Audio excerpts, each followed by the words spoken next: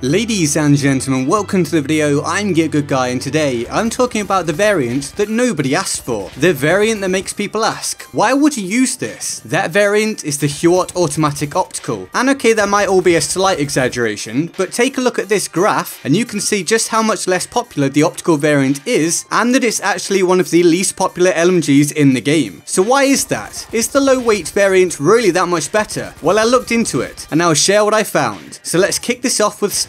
And there are two main areas in which the variants have differences, those being recoil and spread. Let's go for recoil first. Well, the optical variant has slightly better horizontal recoil, so it's supposedly easier to keep your shot straight. This is a very slight advantage though, with a stat of 0.123 as opposed to the 0.14 of the low weight variant. And the optical then has far worse recoil decrease, with a stat of 6 compared with 10.002. So while the optical may well stay ever so slightly more centered whilst firing, it's significantly weaker when it comes to the sights actually returning to and staying in the correct position. And considering the low weight variant of the Huot, at least in my mind, doesn't have any particular issues with horizontal recoil anyway, this seems like a big net loss overall for the optical where recoil is concerned. So now let's get to spread. And again, the optical is ahead when it comes to the very basic stats, having better ADS spread when not moving and when moving. When not moving, the optical has a spread stat of 0.135 compared with 0.18 for the low weight, and when moving, the optical has a stat of 0.615 compared with 0.82 for the low weight. The optical also has better ADS and hipfire first shot spread multipliers, albeit only by 1 as it sits at -5, whereas the low weight has a stat of -4. And it's important for the optical to have a better first shot spread multiplier stat, but it honestly could well have done with being better than just a superiority of 1 unit, and I'll get to why. But first, I'll mention the comparative downsides when it comes to spread. And it's essentially a repeat performance of the recoil stats. The optical has a slight to decent advantage for the basic stats, and then falls way behind for the more in-depth stuff. It has a spread increase per shot of -0.094 compared with -0.106 for the low weight, which admittedly isn't too bad. But spread decrease? The optical is miles behind, with a stat of 4, whereas the low weight has a stat of 12.75. So although the optical has slightly better basic spread, overall I feel like it's a net loss again, and the longer you fire for, the worse this is going to feel. So as you can likely tell, I'm not impressed by the stats portion of the comparisons where the optical is concerned. The areas where it loses against the low weight are quite significant, and the areas in which it beats the low weight are either focused on things that the Huot on the whole isn't weak at anyway, or it's not enough of an improvement. And as I briefly alluded to, this is most evident for the first shot spread multiplier. Why? Well, because being able to burst fire much more effectively would have been far more beneficial. Why? Well, because the optical variant doesn't have a bipod. This is absolutely huge, and I have no idea why it doesn't feature one when the low weight does. So if you want to contest at longer ranges, well, you're going to struggle now. You can't rely on a bipod, you have exactly the same first shot recoil multiplier as on the low weight, and an only ever so slightly better first shot spread multiplier. Plus, remember you have worse spread increase per shot and worse spread decrease. So basically, the optical is far worse for range fights than the low weight. You're probably going to miss more shots, and you only get 26 rounds to utilize with the Huot, so that really feels magnified as an issue on the optical. And overall, I personally think it's slightly harder to use at essentially all ranges due to the spread issues coupled with that much worse recoil decrease. And if you're not going to go for range fights all that much, well, I figured that you'd may as well use the lowest magnification. It reduces the visible recoil and it suits closer to mid-range engagements. And so I must then ask, why not just use the low weight then? If you happen to not like the iron sights on the low weight, then you can use the AA sights, which I personally think are better than the optical sights anyway. And I'll get to why, but if you happen to prefer the optical sights, then I guess that's one reason I can see for using the optical over the low weight. I genuinely can't think of another one, and I certainly wouldn't pick it for that reason anyway, as I felt like the optical sights were more of a hindrance than a help. The outer edge of the sight is so thick that it obscured my view. This made pre-aiming less viable than I'd like, especially for tighter areas like corridors, as it was possible for people to occasionally see me before I saw them because my view was blocked by the thick edge. So I think all of this together makes it pretty clear why I don't like this variant, and in fact, I think it's a waste of time. Something that the vast majority of the community seems to agree with as well, based on the usage figures. And thus, I named the Huot Automatic Optical the variant that nobody asked for. So what do you think of this weapon? Good or bad? Let me know in the comments below. Just remember that you enjoying something or doing well with it doesn't necessarily make it objectively better than something else. If you enjoyed the video, a like like rating would be super appreciated, as would a subscription if you're new around here. Plus, turning on those notifications with the bell button is the only way you can nearly guarantee you won't miss videos on YouTube these days, and even that doesn't always work. Now let's go over to the board of awesome for the epic people who support the channel on Patreon. That Patreon support allows me to make this much content and spend this much time on each video. So thanks to everyone on here. If you want to join them on the board of awesome, the link to the Patreon page is in the description and in my pinned comment. And with that all said, I'm GetGoodGuy, and I'll see you next time. Laters.